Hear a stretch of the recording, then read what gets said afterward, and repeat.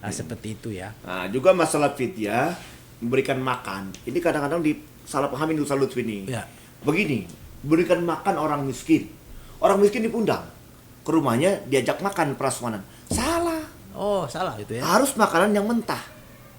Berupa kalau kita makanan pokok apa? Beras. Beras 1 liter, 1 mud. Jadi Tapi kalau sekiranya seseorang lupa melafazkan niat, lupa talafuz bin niyah, misalnya, tapi dia nyaur gak? tapi dia sahur, dia bangun jam 3, dia masak nasi, dia ngegoreng ayam, Iya. dia nyendok, dia makan, dia apa? Iya. Bagaimana Iya. terkait niat ini? Itu niat namanya. Itu sudah niat. Niat. Alhamdulillah. Dia masak, niat mau puasa. Niat, iya. Dia makan sahur apalagi niat puasa. Walaupun dia nggak baca nawaitu sama qatin. Iya. Dia kadang-kadang begitu nih. Iya, dia kamu kenapa nggak puasa? Saya nggak niat Pak Ustaz, nggak nawaitu sama qatin. Nyaur nggak? Nyaur. Ya itu itu niat. Assalamualaikum warahmatullahi wabarakatuh. Assalamualaikum warahmatullahi wabarakatuh. Para pemirsa, alhamdulillah hari ini di podcast yang kesekian kalinya kami kedatangan seorang guru, seorang ustadz, seorang muallim yang hari ini akan banyak berdiskusi dengan kita terkait dengan fikih Ramadan. Alhamdulillah hadir di tengah-tengah kita, masih hangat gelar beliau nih. Beliau baru dapat gelar doktor dari Universitas Asy-Syafi'iyah Jakarta. Kami perkenalkan Dr. Lutfi Khairullah. Assalamualaikum warahmatullahi wabarakatuh, Pak Ustadz. Waalaikumsalam warahmatullahi. Ya, Ustaz Lutfi. Alhamdulillah ini namanya sama dengan saya. Saya Lutfi Nugraha, yang ada di depan saya Ustadz Lutfi Khairullah. Alhamdulillah kami ucapkan terima kasih Pak Ustadz sudah hadir di podcast ini. Ini podcast kita nyebutnya YLC, Yapera Learning Center. Kita membuat program podcast untuk banyak hal. Kita hari ini mengambil momen Ramadan. Hari ini kita akan masuk ke kajian fikih Ramadan. Sebelum kita masuk lebih jauh masalah fikih Ramadan, monggo Pak Ustadz mungkin bisa diperkenalkan diri dulu. Profilnya, lahir di mana, studinya di mana, sampai hari ini apa kesibukannya. Silakan Pak Ustadz. Ya, Assalamualaikum warahmatullahi wabarakatuh. Waalaikumsalam warahmatullahi wabarakatuh. Ya, nama saya Ahmad Lutfi Khairullah. Ya. Asli Jakarta Betawi. Kelahiran Betawi Jakarta. Ya, mungkin dia tahunnya masih muda lah. Alhamdulillah jenjang pendidikan saya S1 di Institut Islam Darul Rahman, bawah asuhan Kiai Syukron Makmun. Kemudian sempat juga di Lipia.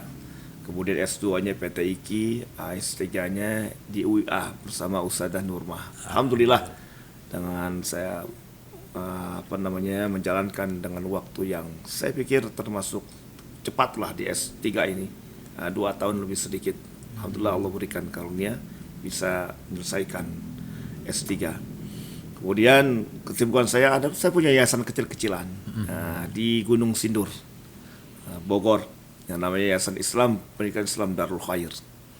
Di situ ada program TK, MI, kemudian Tsanawiyah, dan ada SMK. Alhamdulillah belum lama, kurang lebih 3 tahunan saya buka pesantren. Alhamdulillah. Ya, pesantren juga yang kita ingin membantu orang-orang yang duafa, yang masakin, ya, dengan keterangan yang jelas kita berikan free mereka untuk mondok di pesantren Putri Darul Khair khususnya. Alhamdulillah luar biasa, ini seorang ustadz yang punya profil cukup lengkap saya rasa dan punya lembaga formal juga dan punya pesantren juga. Alhamdulillah, semoga yayasan Pak Ustadz berkembang. Alhamdulillah, insyaallah, amin. Dan bisa menjadi pencerah ilmu bagi seluruh santri dan seluruh siswanya. Alhamdulillah. Baik Pak Ustadz, mengambil momen Ramadan, tentu kita harus memahami bagaimana cara terbaik beribadah sepanjang Ramadan. Hari ini kita membahas mengenai fikih Ramadan terkait khususnya dengan fikih puasa. Hal-hal yang terkait dengan syariat dalam agama, sebagaimana Allah berfirman, ya ayyuhalladzina amanu kutiba alaikumusiyam, dan seterusnya. Saya ingin kita masuk dari syarat sahnya orang berpuasa. Mungkin Pak Ustadz bisa dielaborasi dari sini syarat seseorang sah untuk berpuasa. Iya. Jadi begini Ustaz Lutfi, banyak orang yang semangat dalam beribadah, Ya. tapi dia tidak memahami ya syarat sahnya ataupun rukunnya, yang akhirnya ibadahnya itu tertolak. Nah, ada dalam sebuah syair di dalam kitab Zubat itu yang berbunyi wa kullu man bi ghairi ilmin ya'malu a'maluhu mardudatun la tuqbalu. Setiap orang yang melakukan aktivitas beribadah khususnya tanpa didasari ilmu, itu ibadahnya tertolak, nggak diterima. Nah, banyak orang sekarang ini semangat dia ibadah puasa, tapi dia nggak paham syarat puasanya, dia nggak paham tuh rukun puasanya, dan dia tidak paham untuk hal-hal yang batalkan puasa. Nah, ini ya momen yang sangat baik ini podcast di Yayasan An-Nur Mahnia ini ya di bawah asuhan Ustazah Nurma, luar biasa. Ya, kita bahas masalah fikih puasa. Ya, masalah syarat sah puasa. Itu kan orang kalau puasa ada syaratnya sebelum dia menjalankan ibadah puasa. Yang pertama tentu orang Islam. Nah, Islam itu sebagai syarat. Artinya kalau puasanya dia mau sah, dia harus seorang muslim. Gitu. Kalau bukan orang muslim ya nggak sah puasanya. Kan begitu. Ya. Nah, jadi kalau dia mau sah ya syahadat dulu gitu. Nah, gitu. Dan terlebih jadi masalah fikih ini sebelum saya masuk lebih dalam lagi itu untuk membenarkan ibadah kita. Ya, jadi ada ilmu itu ada 3. Ada ilmu tauhid, ada ilmu syariat, ada ilmu tasawuf. Nah, kalau tauhid itu untuk meluruskan akidah kita supaya akidah kita nggak melenceng nih. Nah, itu tauhid tuh. Pelajari. Ya sifat 20 yang biasa kita hafal di kalangan Betawi, ya wujud, qidam, baqa dan seterusnya. Itu luar biasa, itu menanamkan nilai-nilai ya ketauhidan kita. Ya, kemudian kalau syariat itu untuk membenarkan ibadah kita. Biar benar ibadah kita bagaimana? Nah, kita harus tahu tuh syaratnya. Nah, kalau ilmu tasawuf untuk menjernihkan hati kita. Biar hati kita ini kita seorang yang bertauhid, orang yang alim dalam ilmu syariat, tapi kita punya hati juga hati yang bersih. Nggak dengki, nggak takabur dan sebagainya. Kan banyak tuh orang yang syariatnya bagus, tauhidnya bagus, tapi hatinya kotor begitu. Nah, itu berkaitan dengan tasawuf. Nah, disebut orangnya sufi. Nah, kembali. Jadi fikih ini sangat penting untuk menunaikan ibadah. Berkaitan pada bulan Ramadan ini ya kita harus mengetahui syarat puasa. Pertama orang muslim Islam. Kalau dia bukan orang Islam nggak sah puasanya. Kemudian yang kedua berakal. Ya, nah, artinya dia tidak dalam keadaan mabuk atau gila gitu. Ya artinya kalau orang gila ya tentu walaupun dia nggak makan ya nggak sah puasanya kan begitu ya, karena dia nggak berakal. Atau orang mabok ya nggak sah puasanya ya. Ya kemudian yang selanjutnya itu suci dari haid dan nifas. Nah, ini khusus buat perempuan ini. Nah, perempuan. Artinya kalau orang haid dia tetap semangat mau puasa gitu kan karena semangatnya ya kan malah ada juga orang ya malah jadi salah nggak sah puasanya kan begitu. Memang sih disunahkan orang yang haid itu tidak makan, disunahkan hanya disunahkan tapi bukan puasa.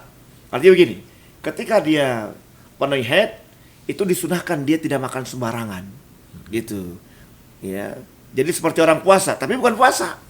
Tapi kalau dia niat puasa ya nggak sah puasanya dong. Ya karena dia sedang haid atau nifas. Nah, itu syarat-syarat di antara syarat sah puasanya. Kemudian ya yang selanjutnya mengetahui ya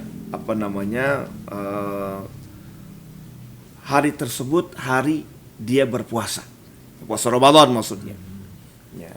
Dan dia tahu tuh masuknya waktu puasa. Ya, kemudian juga dia tahu tuh akhir dari puasa tersebut. Jadi harus tahu tuh.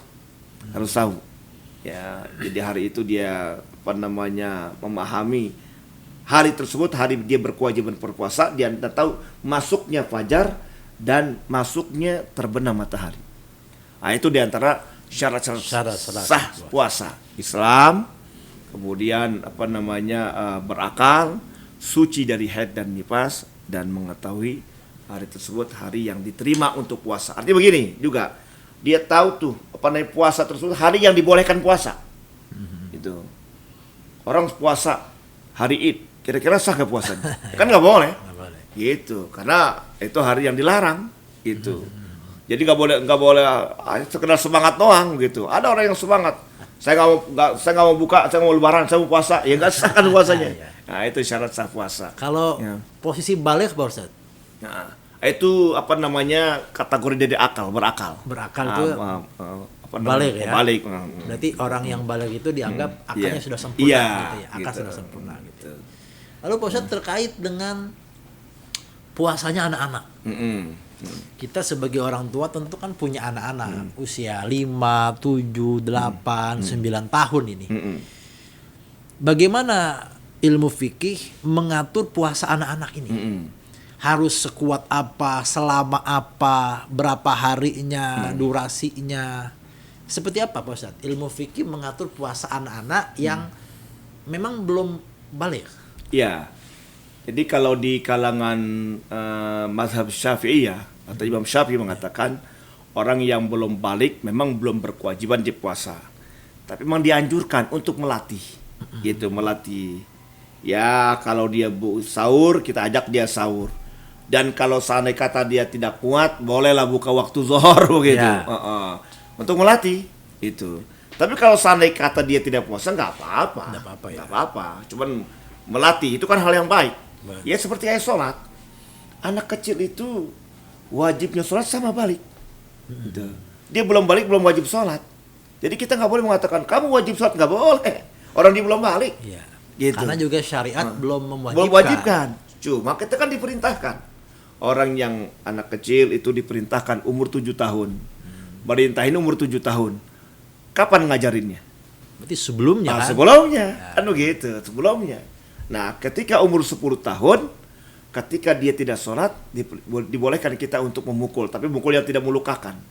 Nah, tapi juga dia nggak dosa ninggalin sholat, gitu. Dengan kita ajarkan umur di bawah 7 tahun sudah kita ajarkan, 7 tahun kita perintahkan, ya terus kontrol kan tuh, ya sampai dia balik udah terbiasa, gitu. Enak kalau kita anak sudah ajar begitu, gitu. Ya mohon maaf ini tahadus bin imah ya. Saya punya anak begitu, saya wajibkan tuh. Udah biasa jadinya. Dia tahu.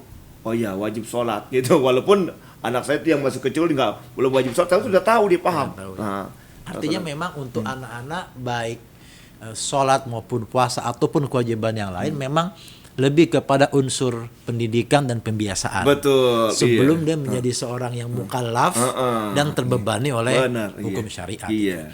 Artinya mungkin juga para pemirsa yang menonton acara ini yang punya anak-anak mungkin bisa dilatih. Ikutkan sahur, lalu ajarkan mereka misal belajar usia-usia katakanlah 9-10 tahun kan sudah cukup bisa menahan makan. Katakanlah setelah sahur tahanlah nak sampai 6 jam ke depan misalnya gitu ya. Habis sholat zuhur bolehlah mereka makan sedikit, lalu ajak mereka tahan lagi sampai maghrib. Kadang-kadang habis sholat zuhur makan dia ke Indomaret. beli ini makan semakan-makannya. Nah, ini juga kurang bagus ya. Sebagaimana mungkin Pak Ustadz, ada nggak aturan fikih mengenai bagaimana waktu-waktu atau cara terbaik menahan makan bagi mereka yang sedang haid dan nifas? Apakah makannya harus di tempat yang tersembunyi? Apakah bagaimana agar orang yang berpuasa tidak melihat dia makan terus begitu? Oh iya, gitu. Jadi orang yang dibolehkan berbuka itu dia tidak boleh sembarangan untuk makan, gitu. Berarti kewajiban imsaknya masih ada ya? Ya, disunahkan aja. Disunahkan ya untuk imsak, menahan gitu. Menahan dia untuk tidak makan. Nah, apalagi ya untuk tidak makan sembarangan. Betul, gitu.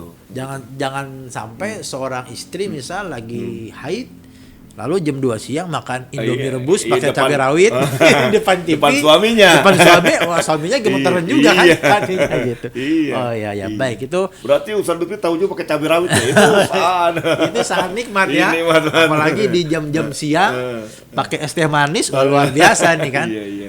Artinya ada adab-adab tertentu yang mesti diperhatikan Betul, seseorang yang iya, tidak berpuasa. iya, Jangan sampai karena syariat membolehkan dia tidak berpuasa lalu dia makan di mana-mana tempat, orang melihat dia terlalu terbuka makan juga kurang elok gitu ya. Kurang elok. Terus saya tambahkan sedikit Ustaz Lutfi. Jadi tadi kan syarat sah puasa itu kan suci dari haid dan Iya. nifas. Ini kadang-kadang ada perempuan nih. Ketika jam 5:30 Sore, jam 5 sore kan dikit lagi setengah jam lagi kurang lebih ya, maghrib. maghrib. Haid. Nah, Dia kan merasa aduh, dari pagi udah nahan gitu kan. gitu, nahan. Udah sampai tinggal setengah jam lagi head. Kan secara aturan fikih nggak sah puasanya. Nggak sah puasanya. Dia tetap puasa. Nggak sah tetap puasa. Ya nggak sah puasanya. Sah puasanya ya. Nah, ini perlu dipahami nih. Bagi perempuan yang mengenai begitu. Itu yang dari pagi sampai dari terbit fajar sampai 5:30 bukan berarti nggak bernilai.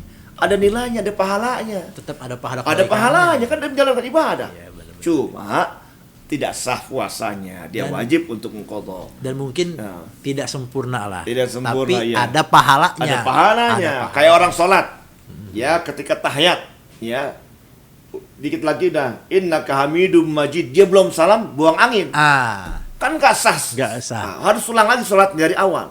Nggak ada istilah sayang, ada nilainya. Di awal tadi ada nilainya Ada sampai nilainya, sebelum salam dia kan itu ya. zikir, baca Fatihah, baca tasbih, tahmid semua, ya.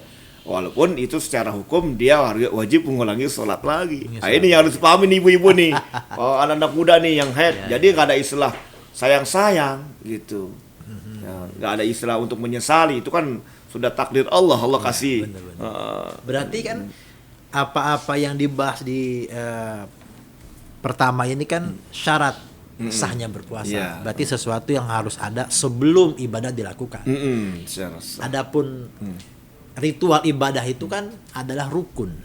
Nah, kalau kita masuk melangkah ke depan mengenai rukun, Pak Ustadz, apa kira-kira rukun berpuasa ini? Sebelum kita masuk ke rukun, ada syarat wajib puasa. Syarat wajib puasa. Ada syarat sah, ada syarat wajib. Nah, wajib puasa sama juga. Dia namanya orang Islam wajib. Pertama Islam, Muslim. Iya, Muslim. Kalau tadi kan syarat sah puasa Muslim. Nah, sekarang syarat wajib puasa Muslim. Artinya begini, orang selain orang Muslim nggak wajib puasa. Ya. Kita nggak berkewajiban. Ketika ada orang Nasrani, orang Yahudi, atau pokoknya orang non Muslim, ketika dia tidak berpuasa, kita tidak berkewajiban. Kamu wajib puasa? Nggak ada. Sebab dia nggak wajib puasa. Betul. Gitu. Tapi kalau orang Islam Harus. kita perintah, ente wajib puasa, begitu. Nah, kalau orang Islam nggak puasa, dimarahin.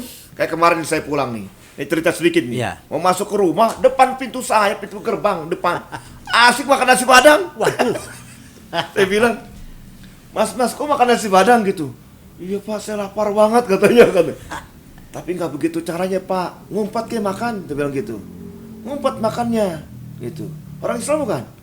Ya Islam, saya nggak nyaur gitu. Sudah bungkus, itu saya suruh bungkus, itu kan. Ya saya berkewajiban. Iya, harus. Jangankan dia apa namanya dia Muslim, orang Yahudi saja kita wajib tegur, Iya. asal jangan sembarangan untuk makan begitu. Kalau nyuruh untuk dia puasa nggak boleh karena dia bukan orang Muslim. Iya. Akhirnya tuh orang jalan dia pergi dia. Ternyata tuh orang servis mungkin habis servis kali capek dia. Capek dia, lelah. Gitu. Tapi nggak boleh begitu kan ya. Nah ini syarat wajib puasa seperti yang pertama Muslim. Muslim. Artinya orang non Muslim kita nggak berkewajiban memerintahkan dia puasa. Sama juga ketika syarat wajib sholat Muslim. Ketika orang Yahudi nggak sholat, kita nggak berkewajiban ente sholat gitu. Nggak berkewajiban juga kita memberikan hukuman. Itu pemerintah juga nggak boleh memberikan hukuman karena dia non Muslim. Tapi ketika dia Muslim, wajib kita perintahkan sholat. Ente mau sholat atau mau dipenggal lehernya, itu hukumnya tuh. Gitu, Cara hukum syariat, syar'i begitu. Pilih mau disolat atau mau dipenggal lehernya. Ya kalau dia milihnya dipenggal lehernya, ya itu sangat bodoh itu orang. Sangat bodoh. Kan lebih sholat kan lebih ringan Ya, gitu kan. lebih ringan. Jangan pilih sholat gitu. Seandainya kata dia pilih, dia tetap meninggalkan, itu boleh dipenggal lehernya. Artinya dia mati dalam keadaan Muslim, cuma cuman dia meninggalkan sholat. Ya, artinya kita tanya, kenapa meninggalkan sholat? Ya sholat wajib tapi saya malas. Nah itu hukumannya dipenggal lehernya tuh. Nah kembali, jadi syarat wajib puasa pertama muslim. Artinya kalau dia bukan orang Islam, ya dia tidak berkewajiban untuk puasa. Kemudian yang kedua taklif. Ya itu tadi yang tadi Ustaz Lutfi tanya tuh, balik. Mukallaf dia. Terbebani hukum gitu ya. Mukallaf sudah hukum. Kalau balik itu kalau perempuan ya mencapainya dengan umur 15 tahun hijriyah, head atau keluar mani. Itu tanda-tandanya orang baligh seorang perempuan. Kalau laki-laki tandanya ya umur 15 tahun atau mimpi keluar mani. Mana yang lebih cepat? Itu di antara dua tersebut. Kalau perempuan di antara tiga, mana yang lebih cepat? Kalau perempuan biasanya lebih cepat dengan haid. Dengan haid ya. Gitu. Tapi kalau ada orang sudah umur 15 tahun atau 16 tahun dia belum haid, sudah kata mukallaf dia. Perempuan mukallafah, baligh. Wajib dia puasa. Karena sudah di usianya. Usianya gitu. Sama juga laki begitu. Udah umur 15 tahun ya belum mimpi begitu, mimpi basah maksudnya. Bukan mimpi ketemu setan, bukan. Mimpi basah. Nah itu dia sudah katakan balik dia, wajib dia puasa. Wajib gitu, dia karena puasa. umurnya sudah 15 tahun. Itu yang kedua. Ya mukallaf baliknya. Nah yang ketiga namanya itaqah itu artinya mampu. Mampu ya. Mampu ya. Tokoh kemampuan. Ya kalau dia mampu untuk berpuasa ya wajib. Artinya begini, kalau orang yang nggak mampu seperti orang yang sudah lanjut usia, sakit parah, kan nggak mampu, nggak wajib dia puasa. Ya nggak terkena kewajiban begitu. Dia boleh bayar fidyah kalau orang sudah lanjut usia gitu. Ya, itu syarat wajib dia puasa. Jadi ada syarat sah berpuasa, ada syarat wajib. Ada syarat wajib berpuasa. Nanti para pemirsa nih, para viewers, tinggal mengukur aja diri sendiri. Kira-kira di syarat sah dan di syarat wajibnya ada apa tidak unsur kita.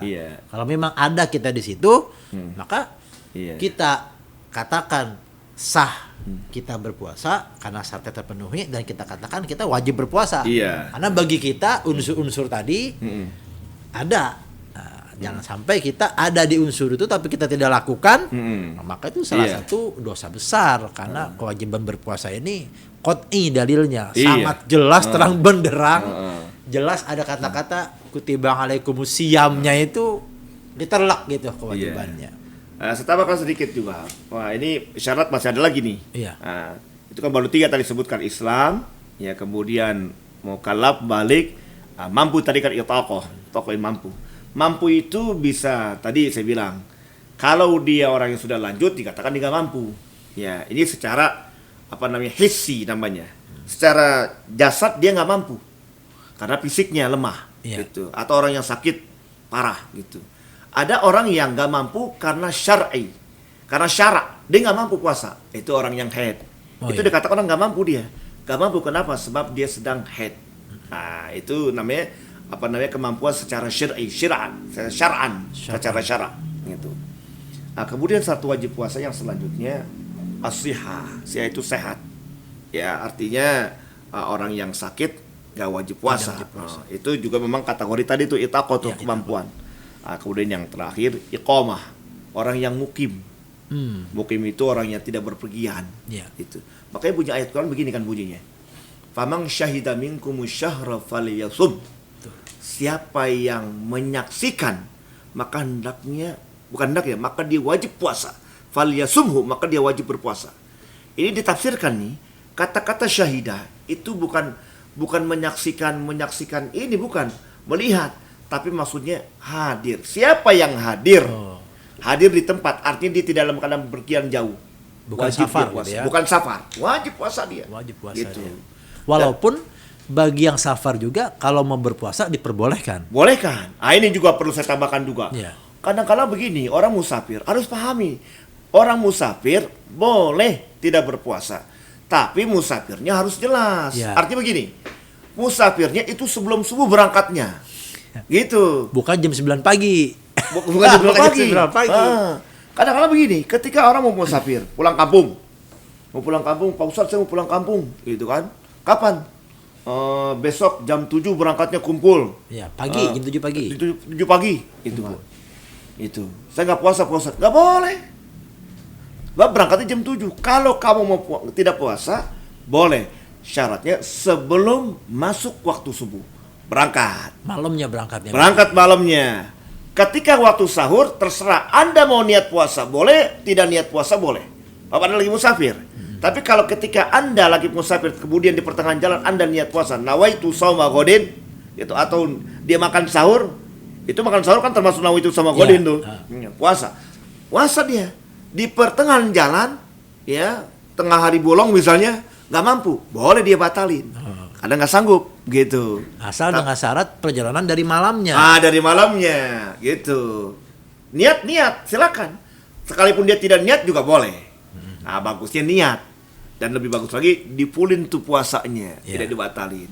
Itu mungkin ganjarannya melebihi yang Iya, bisa begitu gitu kan. Karena ada tenaga yang lebih sedang safar juga. Padahal diperbolehkan tidak berpuasa. Tidak berpuasa, dia tetap masih puasa. berpuasa ini kita bisa anggap mungkin pahalanya lebih besar daripada yang mungkin. Iya. Itu kan ada ayat yang menekan begitu. Ya, menyempurnakan itu lebih baik. Iya. Gitu. Menyempurnakan itu. Berarti otomatis kan pahalanya lebih besar begitu. Lebih besar begitu. Karena juga energi yang dikeluarkan juga lebih besar. Gitu. Apalagi Pak Ustadz kira-kira syarat orang-orang safar nih, apakah jaraknya? Oh iya, jaraknya. Tujuan perjalanannya itu, gitu. Ya minimal 85 kilo. 85 kilo. Ada pendapat 90 kilo gitu. Pokoknya jarak yang mana kita boleh mengqashar dan menjamak sholat. Di situ kita boleh mengqashar dan menjamak sholat. Di situ orang boleh tidak berpuasa. Tapi sekali lagi safarnya sebelum subuh dia berangkat. Gitu. Mungkin ba'da isya dia berangkat. Gitu. Ya. Atau pertengahan malam dia berangkat. Ya, waktu sahur tetap dia niat, gitu kan. Bagusnya dia niat. Ya kalau saya kata dia tidak niat, nggak apa-apa. Ya, kalau dia lagi safar, bagusnya dia niat. Kemudian sampai full. Kalau di pertengahan tengah hari bolong dia nggak sanggup, boleh dibatalin. Wah, ini sebuah ilmu para viewers, para pemirsa disampaikan kepada kita. Hal-hal seperti ini memang detail dibahas di ilmu fikih. Iya. Hal-hal seperti ini tidak dibahas di ilmu tauhid, tidak dibahas di ilmu akhlak dan tasawuf, tapi memang detail dibahas di ilmu fikih. Dan memang kita bisa lihat nanti banyak ya fikih-fikih nanti mungkin di bagian akhir kita masuk ke fikih kontemporer, fikih kekinian, yang tidak ditemukan di zaman dahulu, seperti suntik di zaman dahulu tidak ada. Cabut gigi zaman dulu tidak ada, dan obat-obat yang mungkin diteteskan di rongga-rongga yang mungkin di zaman dahulu juga tidak ada. Ini fikih-fikih kontemporer belakangan banyak ditanyakan oleh para viewers karena mungkin mereka mengalami itu. Kalau begini sah nggak ya? Kalau begini apakah batal? Kalau batal berarti harus mengganti di hari yang lain atau tapi itu nanti kita bahas di bagian akhir setelah kita bahas cukup full di bagian rukun gitu. Rukun. Pak Ustadz, kalau rukun puasa apa saja? Ya, rukun cuma dua. Niat dan menahan. Ya, imsak gitu. Gitu. Pak Ustadz, saya mau detailin terkait dengan niat ini. Iya. Tentu sekali lagi yang namanya fikih ini kan wilayah ijtihadi. Jadi banyak pendapat yang melatar belakangi sebuah ritual tertentu. Ya, niat kan bagian dari ritual berpuasa. Apakah niat ini harus dilafalkan? Apakah tidak perlu dilafalkan dan seperti apa sebenarnya? Niat itu rukun. Niat itu artinya pekerjaan itu harus berbarengan dengan hati. Itu namanya niat, muqaranah. Seperti kita mau sholat, ya, itu kan kita kalau mau sholat kan kita baca niat, kita lafazkan. Itu bukan niat itu. Usolli fardhu zuhri arba rakatin. Pada saat kita takbir, ya, antara hati kita dengan pekerjaan kita bareng. Itu namanya niat, itu namanya itu. Memang sulit. Sulit begitu. Niat dengan pekerjaan susah. ya, makanya dibolehkan dalam sholat itu sejenak sebelum dia mau sholat dibolehkan. Ada pendapat dari kalangan dari mazhab Imam Syafi'i dibolehkan. Artinya kita pada saat kita berdiri Diam itu, dulu gitu, niat dulu gitu ya. dalam hati kita kita mau sholat zuhur kan, otomatis kan zuhur jumlahnya 4 rakaat. Ya. Kita langsung takbir Allahu Akbar, dibolehkan. Dibolehkan. Artinya tidak berbarengan dengan takbiratul ihram pun karena sulit, diperbolehkan. karena kesulitan, Karena kesulitan. gitu. Tapi ada juga orang yang tetap memaksakan begitu. Pasang niat, pokoknya ketika dia takbir itu berbarengan niat. Itu bagus begitu. Jangan disalahkan orang yang kayak begitu. Dia talafuzkan, dia konsentrasi, nah, kemudian dia takbir. Nah, itu masalah sholatnya. Nah, kalau masalah puasa itu sulit dibarengkan pekerjaan dengan niat. Bisa-bisa nggak sah puasanya. Iya. Nah, mau puasa bareng dengan niat, keburu masuk waktunya, nggak sah. Sebab yang namanya niat itu, yang namanya puasa itu kan menahan dari terbit fajar sampai terbit matahari. Ketika sudah masuk fajar, dia baru niat, baru mulai, nggak sah. Nah, kecuali puasa. Jadi puasa boleh tidak dibarengkan dengan pekerjaan. Kapan itu? Mulai masuk waktu maghrib sampai sebelum masuk waktu subuh kita boleh niat. Gitu, kita niat. Di kalangan Betawi kita ini setelah sholat tarawih kita baca bareng-bareng dah. Kadang-kadang baca pakai auzubillahi minasyaitonirrajim. Macam baca Quran aja ya. Kayak baca Quran gitu. Nawaitu shauma ghadin an adai fardi syahri ramadhani hadhihi sanati lillahi ta'ala. Ini sedikit yang saya bahas nih, Ramadan. Kenapa baca Ramadhani? Nah, ini karena apa namanya?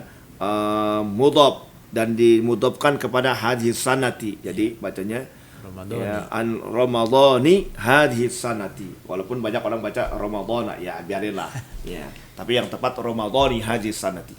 Nah, jadi puasa boleh Ustaz Lutfi. Kita niatnya sebelum subuh. Itu niat. Jadi tapi kalau sekiranya seseorang lupa melafazkan niat, lupa talafuz bin niyah tapi dia nyaur gak? Tapi dia sahur, dia bangun jam 3, dia masak nasi, dia ngegoreng ayam, dia nyendok, dia makan, dia apa? Bagaimana? Terkait niat ini? Itu niat namanya. Itu sudah niat. Dia masak, niat mau puasa. Dia makan sahur, apalagi niat puasa. Walaupun dia nggak baca nawaitu shauma ghadin. Dia kadang-kadang begitu nih. Iya, dia kamu kenapa nggak puasa? Saya nggak niat Pak Ustadz, nggak nawaitu shauma ghadin. Nyaur nggak? Nyaur. Ya itu niat. Orang jadi bangun itu dia makan sahur niat. Apalagi ibu-ibu kan sudah masak gitu. Niat mau puasa. Tapi Pak gitu. Ustadz, terkait fikih, misal seseorang malam itu tidak tarawih, karena mungkin kesibukan pekerjaan lembur, kita anggap begitu. Dia pulang lelah, langsung bersih-bersih, sholat isya, tidur. Dari mulai maghrib sampai sesaat sebelum dia tidur, dia tidak mengucapkan niat. Terlalu lelah, pas bangun 5:30. Bagaimana puasanya pada hari itu? Ya, jadi puasa itu harus diniatkan dalam setiap malam. Ada hadis yang berbunyi, "Malam yubayyiti shiyam fala shiyamahu." Siapa yang tidak mentabyitkan, artinya yang tidak meniat pada malam hari, maka tidak puasa dia. Nah, karena dia tidur habis maghrib, bangun 5:30, nggak sah puasanya. Jadi niat itu harus setiap malam. Mazhab Imam Syafi'i harus setiap malam. Ada kelonggaran mazhab Imam Malik. Ini harus kita padukan nih. Ya. Kalau Imam Malik mengatakan boleh saya niat puasa awal Ramadan sampai akhir Ramadan. Digabung keseluruhan. Keseluruhan. Tapi dalam praktek, dalam sehari-hari kita niat juga. Seandainya kata terjadi kayak tadi tuh, kita ikut talfik dengan mazhab Imam Malik. Udah kena di jaring besar awal tadi. Iya, sah puasanya. Gitu, aman jadinya. Tapi kalau nggak niat sekaligus juga 1 bulan, malamnya juga tidak niat perharinya, nggak sah puasanya. Gitu. Dia emang niat nggak puasa dia. Makanya para viewers ini niat menjadi sesuatu yang amat sangat penting, yang perlu diperhatikan. Jangan sampai ini disembarangi begitu. Maka kita bikin podcast kajian fikih puasa ini menjadi penting untuk diperhatikan para hadirin, para viewers semua. Nanti kalau ada pertanyaan silakan disampaikan di komen video di bawah. Nanti Iya. bisa kami sampaikan ke Pak Ustadz, lalu kita jawab di komen juga.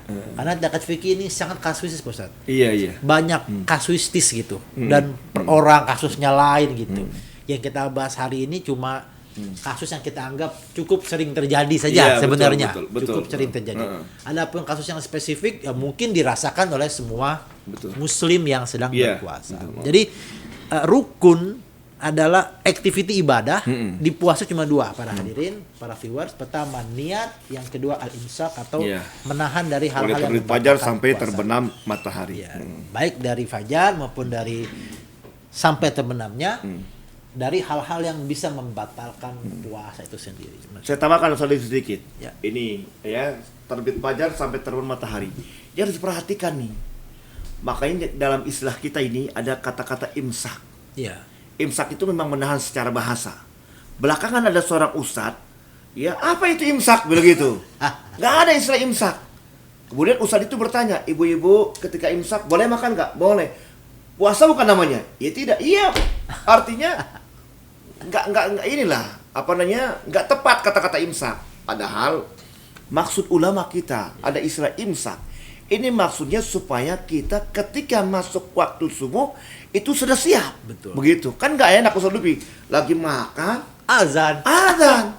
gitu kan? Tentu harus dikeluarin lagi dari mulut. Iya. Kalau Batal jadinya. akhirnya Atau lagi kita minum, gitu akhirnya kan? kita lagi ngunyah, Gitu. mana dikunyahnya Iya. ikan goreng berminyak, Iya. kita lepehin lagi nggak minum. Iya, susah kan Jadi jadinya. susah. Iman. Batal jadi puasanya. Mungkin imsak yang dimaksud oleh Madzhab Syafi'i mungkin lebih kepada tanbihun sebenarnya. Peringatan supaya dikit lagi 10 menit lagi mau masuk waktu subuh. Betul. Jadi pada saat itu apa namanya? Kita sudah siap. Betul. Jadi istilah ulama itu istilah yang Betul. luar biasa. Luar biasa. Mempersiapkan umat sebelum garis start. Iya. Sama para viewers, kita sebelum podcast ini kan bersiap-siap dulu. Betul, iya. Ya itu luar biasa. Ustadz Lutfinya datang dulu, kita ngobrol dulu, lalu tim mempersiapkan lampu, mix semua. Iya. Baru begitu siap, udah ready semua, yuk rolling action, baru kita mulai. Iya, Itu kan gitu, iya. analogi imsaknya puasa. Betul, Gak gitu. mungkin juga Ustadz Lutfi saya tarik langsung kemari belas podcast kan. Iya. Nggak ada persiapan. Betul. Ya sangat nggak elok dalam Ya, beribadah gitu. iya. Jadi imsak itu sebenarnya adalah prepare Ya, prepare ya bahasa sebelum gitu ya. garis start azan subuh itu sebenarnya. Gitu. Jadi Luar biasa para ulama mempersiapkan. iya luar biasa. Tapi ada ulama yang belakangan, ustadz belakangan mengatakan memprotes kata-kata imsak. Saya ingin membantah. Coba ketika ada orang ingin operasi, saya bilang begitu. Kemudian ketika dokter bilang, Bu atau Pak, Bapak mau dioperasi jam 10. Bapak puasa ya, mulai sekarang sampai mau menjelang operasi. Itu puasa menurut apa? Bahasa. Hebat. Bukan puasa menurut syariah gitu kan. Iya, puasanya sah gak? Ya tidak puasa orang. Artinya dia hanya menahan. Kalau seandainya kata dia makan, boleh gak dia makan? Boleh, paling ditegur sama dokternya gitu. Nah, gitu juga orang imsak. Boleh gak dia makan? Boleh. Nggak dimarahi, ya, dan sah puasanya. Yang penting belum masuk waktu subuh Iya. gitu. Itu hal-hal yang memang banyak ditanyakan oleh masyarakat, oleh para viewers juga, dan mudah-mudahan penjelasan dari Ustaz Lutfi ini bisa menjadi pengetahuan baru sehingga kita bisa memposisikan imsak dengan tidak ragu-ragu lagi. Alhamdulillah. Pak Ustaz, Bentar lagi juga, saya tambahkan Boleh? lagi Ustaz Lutfi ini. Juga masalah tadi kan mulai terbit fajar sampai terbenam matahari. iya. Ketika mau terbenam matahari, itu para orang-orang yang puasa itu harus perhatikan. Betul gak sudah masuk waktu maghrib? Iya. Ya, jangan buka satu channel SCTV misalnya. Gitu kan. Waktu azan maghrib sudah tiba, langsung makan. Jangan. Cek dulu RCTI, Ya. TV One. Masih iklan. Belum azan. Belum azan. Masih iklan. Di sini Iya. ada azan. Wah, ini long star berarti. Batal puasanya. Berbahaya padahal mungkin Iya. cuma 10 detik lagi. Iya, 10 detik batal puasanya. Nah, makanya rukun puasa itu menahan mulai terbit fajar sampai terbenam matahari. Harus tahu tuh masuknya waktu maghrib gitu. Pernah kejadian, ini sedikit cerita nih. Waktu saya di pondok, ya, itu teman saya melihat televisi. Mungkin dia lagi lihat televisi di rumah Pak Kiai. Waktu azan maghrib sudah tiba. Kan begitu kalau sebelum azan maghrib ya, waktu azan maghrib tiba. Langsung dia semangat mau azan. Langsung ke masjid, Azan. Rapi azan dijawab Pak Kiai. Kamu belum waktu azan sudah azan. Tadi Pak Kiai saya lihat sudah ada waktu. Mana belum azan di TV gitu. Ini apalagi puasa. Kalau seandainya kata orang puasa dia melihat waktu azan maghrib sudah tiba, atau jangankan kata-kata begitu, azan dah misalnya di TV dengar kalimat takbir azan, ternyata baru Allahu Akbar berhenti itu azannya. Ya karena belum masuk waktu kan. Wajar dong kesalahan teknis. Ya. Ini ada orang yang membuka, batal puasanya. Makanya perlu diperhatikan. Perlu perhatikan. Jadi jangan buka satu channel. Iya. Berarti Dicek minimal 3 beberapa. channel. Apalagi sekarang ditambah TV, ditambah handphone juga. Lebih lagi. Iya, betul. Tambah yakin lagi. Tambah yakin. Betul-betul kita yakin sudah masuk waktu maghrib. Gitu. Memang kita diperintahkan untuk menyegerakan berbuka. Tapi harus dipahami, menyegerakan itu kalau memang sudah pas waktu masuknya.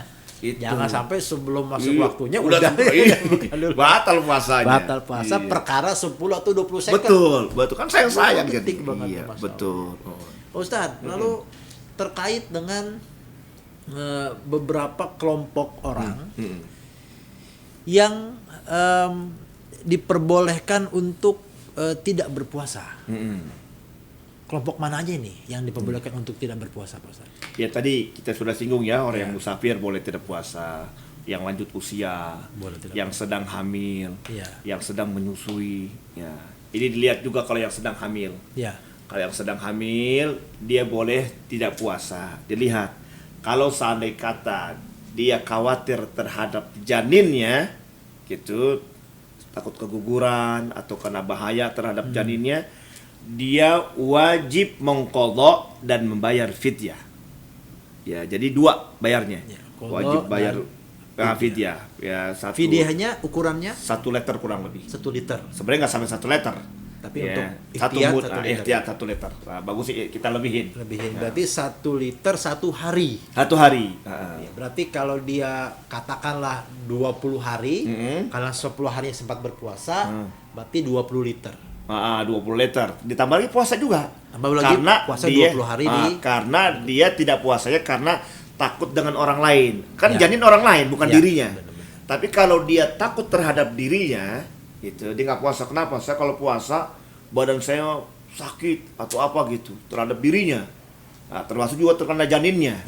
Dia boleh tidak berpuasa, tapi dia hanya wajib mengqadha saja. Ya. Sama juga yang menyusui begitu. Ya. Pada siapa dia khawatirnya? Terhadap janin atau terhadap dirinya? Kalau terhadap janin dia wajib mengqadha terhadap bayinya gitu ya, karena sudah menyusui. Wajib mengqadha. Berarti kalau ada unsur di luar dirinya berarti muncul fidyah. Muncul fidyah. Gitu. Kapan fidyah dibayarkan? Nanti kalau sudah dia tidak puasa. Gitu. Kalau sudah dia tidak berpuasa. Puasa. Artinya apakah harus dibayarkan sepanjang Ramadan itu ataukah boleh setelah Ramadan? Ya setelah Ramadan. Setelah Ramadan ya. Berarti nanti ada beras fidyah dia, ada beras zakat fitrah dia. Atau bisa juga, pokoknya yang penting patokannya sesudah dia tidak puasa. Oh gitu ya. Ya artinya hari ini nggak puasa nih, dikeluarkan fidyahnya. Langsung gitu ya. Puasanya kan nanti qadhanya. Nanti. Gitu. Seperti orang tua begini, orang tua. Orang tua kan termasuk orang yang dibolehkan tidak puasa. Nah, dia boleh mengeluarkan fidyah kapan? Ketika sudah terlewat itu hari puasa. 1 Ramadan nih nggak puasa, malamnya keluarin fidyah. Besok lagi nggak puasa, malamnya lagi keluarin. Bukan hari awal ngeluarinnya. Saya nggak puasa nih 30 hari, udah nggak kuat, saya udah tua, langsung ngeluarin 30 liter. Wah, itu nggak tepat. Tepat ya. Jadi terlewat dulu itu hari puasa. Baru malamnya. Malamnya atau nantinya digabung. Besoknya digabung boleh ya. Artinya sudah terlewat hari puasa. Sama juga yang hamil dan menyusui gitu. Berarti bisa jadi pembayaran beras fidyah tadi mungkin malam takbiran bisa gitu. Dibarengkan sama zakat fitrahnya bisa juga. Begitu. Tapi perlu sampaikan ini fidyah. Ya, gitu. Ini fidyah, ini zakat fitrah. Gitu. Nah, sebab begini, ya namanya fidyah itu dia untuk satu orang satu, nggak bisa dipecah. Gitu. Fidyatun ta'amul miskin. Fidyah itu makan untuk orang miskin. Jadi 1 liter nih untuk 1 orang. Iya. Nggak bisa dibagi 2. Gitu. Kalau zakat kan boleh aja. Boleh dicampur, campur dilaguin. dia gitu. Oh, gitu. Gitu. Ya. Itu haid, nifas, menyusui, orang-orang tua, apalagi Pak Ustadz? Kelompok yang dibolehkan tidak berpuasa. Ya, kalau yang haid tadi itu apa namanya, dia wajib qadha. Qadha. Kalau orang tua itu wajib fidyah. Itu. Kalau seandainya kata dia tidak bisa mengqadha. Nah, tapi kalau dia bisa mengqadha, Maka dia mau ya qadha. qadha. Tapi kalau orang tua semakin hari semakin tua ya. Ya, Semakin agak- berat ya. Agak sulit ya mengqadha Iya. ya. Karena setelah lebaran pun jadi tambah tua juga. Tambah tua juga ya. Apalagi Gitu. mungkin orang tua yang mohon maaf sudah stroke, Iya gitu. sudah di kasur saja kan, Nah, fidyah itu. fidyah full Fidyah. fidyah gitu ya. Orang Lalu yang bagaimana sakit parah. bagi orang yang tidak berakal misalnya? Berarti tidak ada kewajiban berpuasa. Nggak ada juga. kewajiban. Nah, itu kan ada 3 orang tuh yang tidak berkewajiban, terkena kewajiban. Artinya bukan mukallaf. Orang gila sampai berakal, ya, atau anak kecil sampai balik, orang yang tidur sampai Sampai dia bangun. bangun. Nah, itu kan di antara orang yang Berarti para viewers ini perlu diperhatikan, kelompok-kelompok ini diperbolehkan tidak berpuasa. Maka kalau mereka membeli bahan makanan atau mereka makan di siang hari dengan tidak berlebih-lebihan, maka diperbolehkan hal demikian gitu ya. Misalnya seorang orang tua yang memang tidak berpuasa, maka siang hari dia boleh makan boleh nasi gitu iya. ya. Walaupun makannya bukan berarti di tempat terbuka, makan tetap Ada adabnya lah, adab gitu. tertentu di kamar Iya, ditutup, lalu gitu. mungkin ada anaknya menyuapi kan, nah seperti itu ya. Nah, juga masalah fidyah, memberikan makan. Ini kadang-kadang disalah pahami Ustaz Lutfi ini. Ya. Begini, berikan makan orang miskin. Orang miskin dipundang ke rumahnya, diajak makan prasmanan. Salah. Oh salah itu ya. Harus makanan yang mentah. Berupa kalau kita makanan pokok apa? Beras. Beras 1 liter, 1 mud. 1 mud itu nggak sampai 1 liter. 1 mud itu kalau kita ukur, kita ropi di beras sedua telapak tangan kita. Orang dewasa gitu ya? Dewasa. Kalau kita masukin liter, itu nggak sampai 1 liter. Ya. Tapi kalau orang kita kan mau ngelebihin aja, kan bagus kan ngelebihin. Emang Jadi gitu, aman ya? gitu, iya. Orang yang benar kan begitu ngelebihin. Kalau orang yang salah ngurangin. Dia suka korupsi. Gitu. Jadi harus makanan pokok, Makanan bukan pokok. makanan matang. Dan makanan mentah ya. Mentah. Apalagi kalau ditambah sama Nah, uang lauk. rupiahnya, uang lauk. Wah, Karena itu. kalau makan nasi doang nggak enak Iya, juga ya. betul, iya. Cerdas tuh namanya. Misalnya Iya. fidyah tambah uang misalnya 20.000. Iya, buat lauknya. Lauknya. Nah, beli sendiri deh. Luar biasa Begitu. kan itu ya. Iya, Luar cakep. biasa ya. Heeh. Islam ini mengajarkan kita. Pak Ustadz, terus terkait dengan hal-hal yang bisa membatalkan puasa, Pak Ustadz. Iya. Ini juga perlu diketahui beberapa hal yang bisa membatalkan puasa seseorang. Iya. Apa kira-kira Pak Ustadz? Ya, jelas kalau yang batalkan puasa itu ya jelas makan minum. Amin. Dengan sengaja. Dengan sengaja, ya. Jima dengan sengaja, Iya, hubungan suami istri, ya. Apa namanya? Ya memasukkan itu nih, ini sekarang yang apa namanya? Yang fikih kontemporer itu. Iya. Orang ketika punya penyakit asma itu dia semprotkan tuh. Iya. Itu batal. Itu batal ya. Sebab ketika ditanya dokter, itu ada yang masuk gak? Ada percikan-percikan yang masuk ke rongga. Jadi segala sesuatu yang masuk ke rongga batal. Kayak ngerokok lah. Orang ngerokok. Apa yang dimakan? Gak ada kan? Tapi ada Masuk rongga. masuk ke rongga itu kayak apa namanya? Asapnya gitu ya. Iya, asapnya itu. Titik-titik kayak semacam nikotin lah gitu masuk ke dalam. Itu batal. Walaupun tidak mengenyangkan ya. Walaupun tidak mengenyangkan gitu. Tidak mengenyangkan. Malah justru orang diinfus nggak batal puasanya. Dia sakit nih. Iya, diinfus, Infus nggak batal. Kan bukan dari mulut. Dari sini. Iya. Jadi yang batal itu dari rongga. Mulut, hidung, telinga, lubang dubur, lubang kubur. Itu kalau itu masuk sesuatu batal. Batal ya. Iya, orang lagi berenang, misalnya berenang, kemudian dia masuk ke dalam ya bagian dalam, kemudian dia buang angin. Itu kan duburnya terbuka itu. Masuk air. Masuk lagi. air, batal puasanya. Gitu. Terus kalau orang misal Pak Ustadz menggunakan obat-obatan tertentu. Nah, ini para viewers kita masuk ke fikih kontemporer di bagian ini. Iya, iya. Karena sambil mengalir dari hal-hal yang membatalkan Betul. puasa. Terkait dengan beberapa obat yang bisa dimasukkan, misalnya mohon maaf ya, ada obat ambeien, ada obat telinga, obat mata, yang memang bukan dari rongga mulut. Apakah hal-hal yang demikian ini membatalkan puasa, Pak Ustadz? Ya tadi kalau yang termasuk rongga yang mulut, hidung, apa namanya, telinga, ada 5 itu. Ada 5 ya. Lubang kubur, lubang dubur batal. Ambien dia masukin Buat dubur gitu ya. batal Puasa ya. batal. Kemudian kalau tetes mata itu kan termasuk rongga. Bukan Walaupun rongga, kadang-kadang kalau kita tetes mata itu terasa Terasa tuh, di sini. tapi nggak batalkan puasa. Tapi mata tuh bukan rongga maksudnya. Iya, bukan rongga. Oh, rongga, Gitu. ya. Nah, kalau obat tetes telinga berarti Batal. membatalkan. Batal. wudhu. Dan juga termasuk korek kuping nggak boleh kita masukin. Jangan lagi apa namanya? Berpuasa. Lagi puasa ngorek-korek kuping. Itu kan cotton bud masuk ke dalam. Iya, iya. Itu Ya, juga jadi ada sesuatu yang masuk. Jadi istilah memasuk itu bukan berarti harus mengenyangkan, enggak. Iya. Masukin ke lubang dubur. Iya, obat. Emang ngenyangin? Enggak kan? Iya, ya, berarti Batal. batal ya. Gitu. Ini hal-hal yang membatalkan yang perlu kita perhatikan. Ustaz, kalau terkait dengan muntah bagaimana Pak Ustaz? Muntah itu kalau dilihat, kalau sengaja batal. Kalau tidak sengaja nggak batal. Artinya misalnya begini, seseorang bukan sedang safar, tapi sedang naik mobil. Lalu dia merasa gimana, tiba-tiba dia Muntah. mabuk muntah. Makanya. Apakah Jadi itu membatalkan ya, puasanya atau tidak? kata-kata sengaja ini harus diperhatikan. Jadi ada sengaja, ada tidak sengaja. Gitu. Kalau dia tidak sengaja, tidak batal. Tapi kalau sengaja, batal. Misalnya begini, Ustaz Lutfi. Misalnya begini. Dia tahu nih, dia kalau habis makan, gosok gigi, dia akan muntah. Tetap dia gosok gigi. Kemudian dia enak, dia muntah. Itu sengaja. Ya. Gitu. Karena dia tahu. Atau dia tahu nih, saya kalau lewat jalan itu bau sampah di situ. Saya enak, saya muntah. Dia paksa, dia lewat tempat tersebut. Sampai muntah. Sampai muntah, sengaja. Sengaja, ya. Sama juga, dia tahu tuh, dia kalau naik bis pusing palanya, dia muntah, tetap dia naik bis. Batal puasanya, sengaja. Gitu. Soalnya mau pulang kampung Pak Ustaz. Kampungnya di Jawa. Gitu. Perjalanan bisa 16 jam kalau di lebaran ya. Iya. Kan boleh nggak puasa tadi sama Iya. musafir. Berarti dia gitu. nggak puasa, musafir, muntah juga Pak Ustaz. Karena emang orangnya mabokan ya. Karena orang mabokan ya. Maka hal seperti ini perlu kita perhatikan. Pak Ustaz, terkait fikih kontemporer misal, disuntik.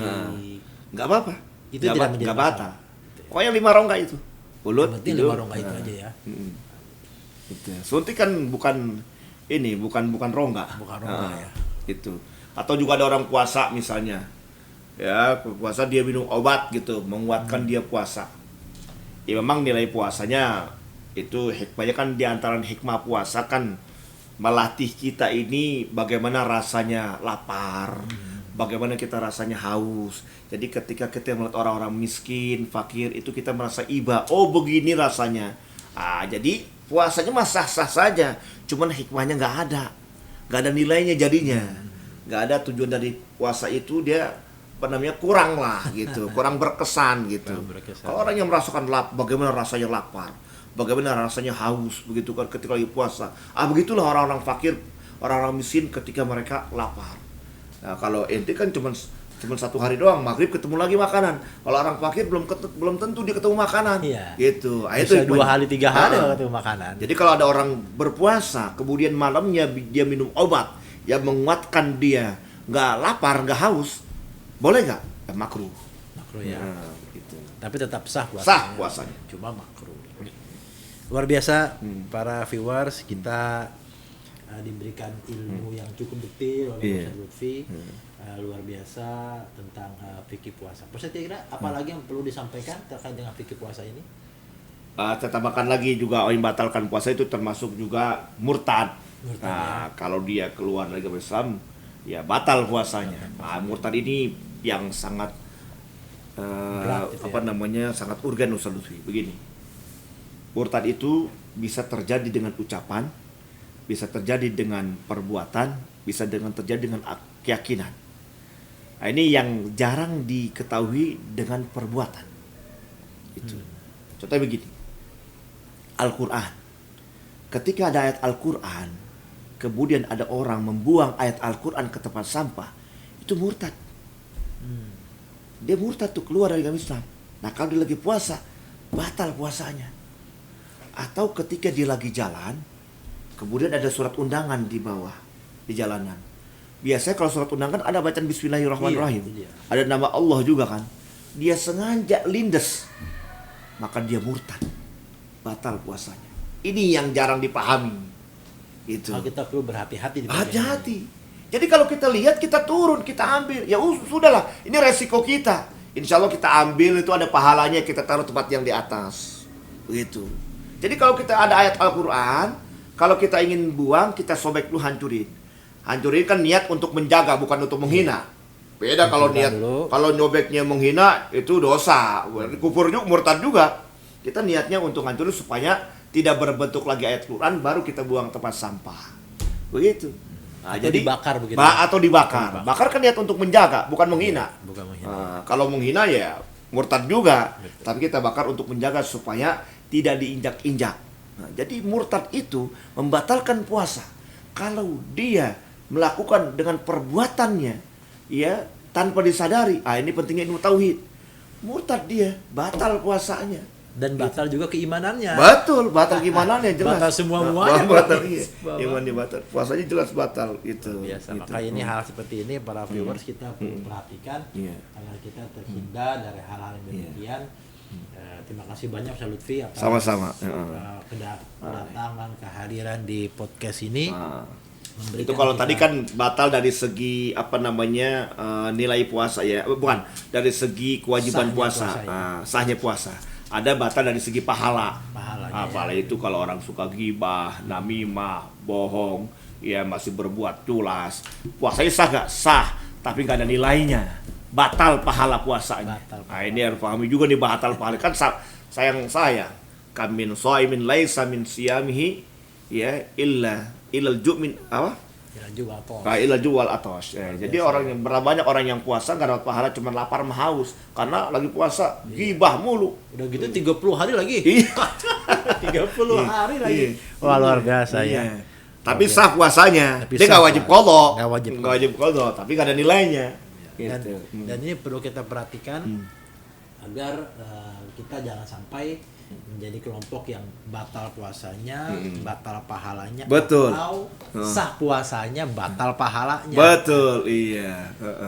Mungkin kepada Ustaz Lutfi, terakhir mungkin pesan kepada para viewers terkait dengan hal-hal di Ramadan ini, silakan.